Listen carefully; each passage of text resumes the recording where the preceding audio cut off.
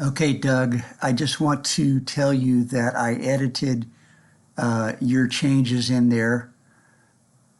I formatted everything on the um, spreadsheet now so that it's left justified, as you can see here.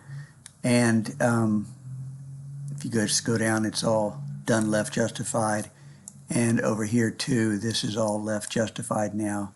Also, the extra person cells are all capitalized like you asked about.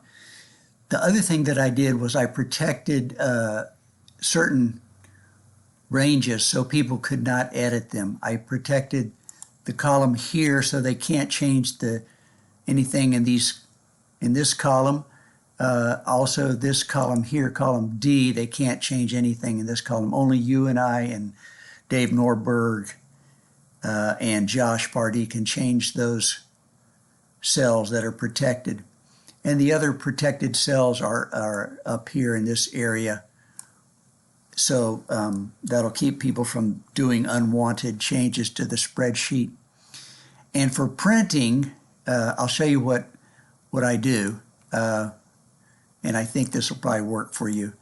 If you just go up and you select the area that you want to print, and it looks like you can do about three months or so, depending on whether or not they have 5 weeks in that particular month. But you select that area, and then you go up and you click on the print icon up here, print.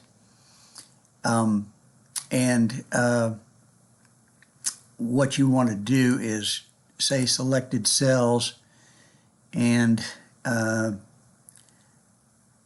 you can see, it got 3 months on this one page here.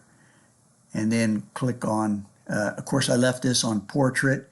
If you click it on landscape, it kind of messes things up. So portrait seems to work best.